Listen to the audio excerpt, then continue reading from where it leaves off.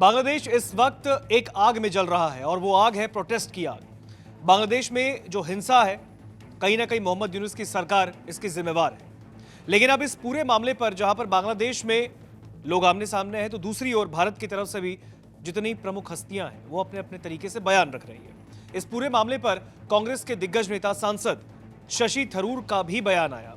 शशि थरूर ने बांग्लादेश के हालात पर दुख व्यक्त किया है, चिंता व्यक्त की। उन्होंने कहा है जो माहौल इस वक्त बांग्लादेश में, जिस तरीके से बांग्लादेश जल रहा है, ये कहीं से भी सही नहीं है।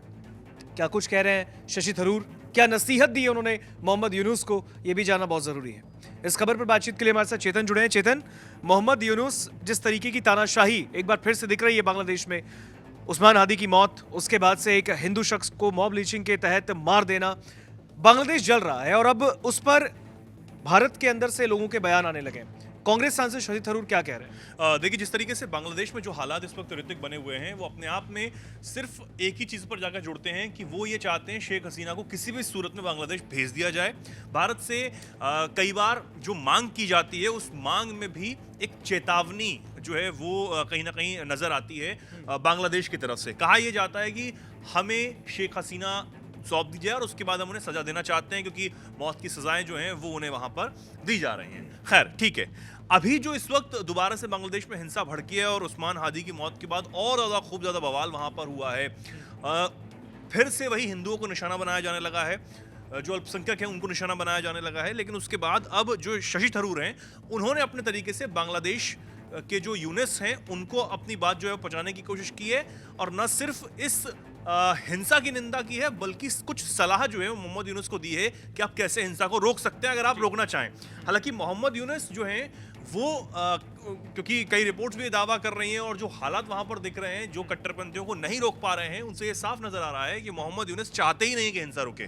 ठीक है। खैर, अब क्या कुछ कहा जा रहा है, तो शशि थरूर जो हैं वो सोशल मीडिया प्लेटफॉर्म एक्स पर अपनी राय को साझा करते हुए लिखते हैं कि पूरे बांग्लादेश में फैले भीड़ के राज के बीच एक बहुत ही दुखद घटना हुई। इस भयानक अपराधियों के हाथों इस बेचारे हिंदू आदमी की मौत पर दुख जताते हुए मैं बांग्लादेश सरकार द्वारा जारी निंदा की सराहना करता हूं, लेकिन उनसे पूछना चाहता हूं कि वे हत्यारों को सजा देने के लिए आखिर कर क्या रहे हैं और इस सुनिश्चित करने के लिए क्या कदम उठा रहे हैं कि ऐसी घटनाएं दोबारा ना हो। ये शशि थरूर की तरफ से कहा गया है। एक और पोस्ट उन्होंने किया जिसमें वो कहते हैं कि बांग्लादेश से आ रही खबरों को लेकर मैं चिंतित हूं।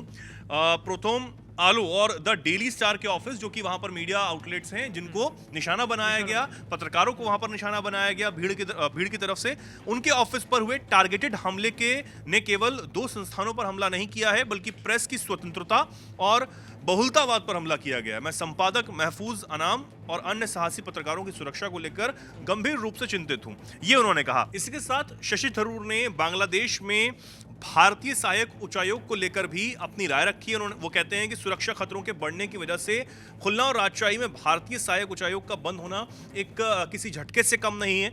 इस वजह से छात्रों, मरीजों और गरीब परिवारों पर सीधा असर जो है वो पड़ेगा। 12 फरवरी 2026 को होने वाले जो चुनाव हैं, जिस बात का जिक्र खुद मोहम्मद यूनुस की सरकार ने किया था कि अगले साल चुनाव जो है वो फरवरी में करवाए जाएंगे ताकि लोकतंत्र की बहाली हो सके। लेकिन आप समझिए कि उस चुनाव से कुछ समय पहले ही, करीब 1-1.5 महीने पहले ही, इतनी बड़ी हिंसा दोबारा से बांग्लादेश में भड़क जाती है। 12 फरवरी 2026 को होने वाले प्रस्तावित चुनाव से पहले ऐसी हिंसा और जो असहिष्णुता है, उसका माहौल लोकतंत्र प्रक्रिया के लिए खतरनाक है। इस बात को लेकर भी चिंता जो है शशि थरूर ने यहां पर जताई है। उन्होंने सिर्फ अपने विचार ही नहीं रखे हैं, बल्कि इस समस्या से निकलने की सलाह जो है वो बांग्लादेशी सरकार को यहां पर दी है। वो लिखते हैं कि एक स्थिर और समृद्ध पड़ोस के लिए अंतरिम सरकार को कई चीजें सुनिश्चित करनी होंगी। इनमें सबसे पहले आता है पत्रकारों की सुरक्षा। पत्रकारों को अपनी जान बचाने के लिए हड़बड़ी में संदेश पोस्ट करने की नौबत नहीं आनी चाहिए, ये थरूर कहते हैं। ये उन्होंने राय दी है। जबकि उनके ऑफिस को आग लगाई जा रही है, किसी भी तरह से भीड़ तंत्र को हावी नहीं होने दिया जा सकता है। अपनी बात को थरूर जो है वो अपने पोस्ट में आगे बढ़ाते हैं। आप देख रहे हैं बहुत लंबा चौड़ा उन्होंने पोस्ट किया है। आगे वो दूसरे नंबर पर कहते हैं कि राजनयिक मिशनों की सुरक्षा को महत्व जो है वो बांग्लादेश में दिया जाना चाहिए।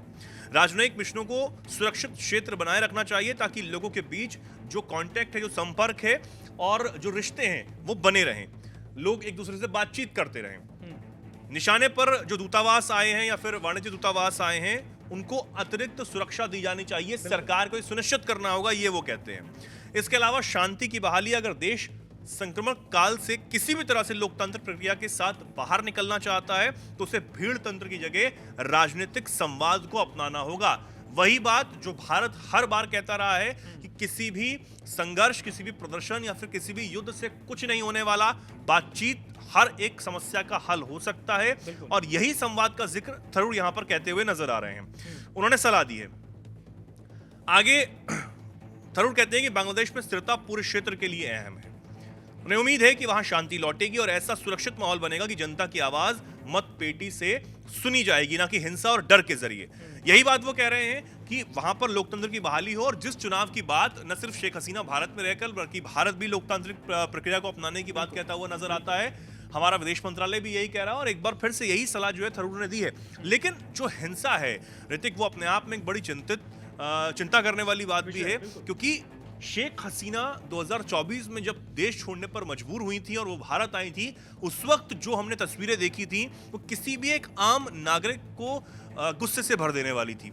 जो हरकत वहां पर प्रदर्शनकारियों ने की थी, या फिर कहें जिन्हें बाद में छात्र कहकर भी संबोधित किया गया, शायद छात्र इस तरह की हरकत नहीं कर सकते हैं जो हरकतें बांग्लादेश में की गई थी। एक प्रधानमंत्री के घर में घुसकर उनके जो कपड़े थे वो किस तरह लहराए गए थे, तो ये अपने आप में कोई छोटी बात नहीं थी। और उसके बाद लगातार अल्पसंख्यकों पर निशाना बनाना, मंदिरों को निशाना बनाना, और आप सोचिए इस्कॉन को निशाना बनाना, ये दुनिया ने देखा है तस्वीर। और इसके लेकर भारत हमेशा से चिंता जता चुका है। भारत ये कह चुका है कि हमारी जो नजर है वो पूरी बांग्लादेश पर है, वहां के हालातों पर है। मोहम्मद यूनुस से जब मुलाकात प्रधानमंत्री नरेंद्र मोदी की हुई थी, तब भी उन्होंने इस बात का जिक्र किया था कि किसी भी सूरत में बांग्लादेश में शांति आनी चाहिए और कट्टरपंथियों पर आप लगाम लगाइए। ये स्पष्ट तौर पर प्रधानमंत्री नरेंद्र मोदी ने कह दिया था। लेकिन उसके बावजूद अगर ये इस तरह की हिंसा हो रही है तो हम समझ सकते हैं कि मोहम्मद यूनुस सिर्फ एकमात्र कठपुतली हैं उन कट्टरपंथियों की, और वो कठपुतली सरकार कट्टरपंथियों के इशारे पर चल रही है और शायद वो चाहते नहीं। उनका सिर्फ एक मकसद है, किसी भी सूरत में शेख हसीना को वहां भेज दिया जाए। लेकिन अब समझिए हमारे दर्शक जो हैं इन सब तस्वीरों को देखकर और ये जो खबरें सामने आ रही हैं इनको देखकर ये शायद वो भारत को शायद उकसा भी रहे, अंदेशा लगा सकते हैं कि शेख हसीना को अगर बांग्लादेश को सौंप दिया जाए या फिर शेख हसीना इस हालत में बांग्लादेश में जाती है तो उनके साथ क्या कुछ हो सकता है। बिल्कुल। देखिए, जिस तरीके से भी चेतन ने बताया, इस पूरी खबर पर अधिक जानकारी उन्होंने दी। आपको पता है कि जिस तरीके के हालात इस वक्त बांग्लादेश में, वो किसी से नहीं छिपे। एक तरफ भारत में भी जितने भी दिग्गज हैं राजनीतिक हस्तियां, उनका अलग अलग बयान आ रहा है। पिछले दिन ही अगर बात करें, बीते दिन ही गिरिराज सिंह जो केंद्रीय मंत्री, उन्होंने कहा कि बांग्लादेश पाकिस्तान के रास्ते पर है। जिस तरीके से वो कट्टरपंथियों को पाल रहा है, वहां पर कट्टरपंथियां जो है जिस तरीके की चीजें कर रही हैं, ये कहीं से भी एक्सेप्टेबल नहीं है, उचित नहीं है। तो इस पर रोकथाम करना मोहम्मद यूनुस की सरकार को बहुत जरूरी है। बहरहाल अगर आप देखें इस पूरे मामले पर, बीते दिन ही जो मोहिबुल हसन है, जो कि पूर्व शिक्षा मंत्री है बांग्लादेश के, जो कि शेख हसीना की बेहद करीबी है, उनके घर तक को भीड़ ने आग लगा दी। उन्होंने भी एएनआई को दिए इंटरव्यू में क्लियर कहा, उन्होंने कहा कि ये क्या हो रहा है, क्या चुन चुनकर इस तरीके से हमला किया जा रहा है, बदला लिया जा रहा है, हो क्या रहा है बांग्लादेश में। तो ऐसे में अगर आप देखें तो बांग्लादेश के इस पूरे तनाव के बीच अब कांग्रेस सांसद शशि थरूर ने एक तरफ जहां पर इस पूरे मामले पर चिंता व्यक्त की है, दूसरी ओर मोहम्मद यूनुस को नसीहत भी दी है।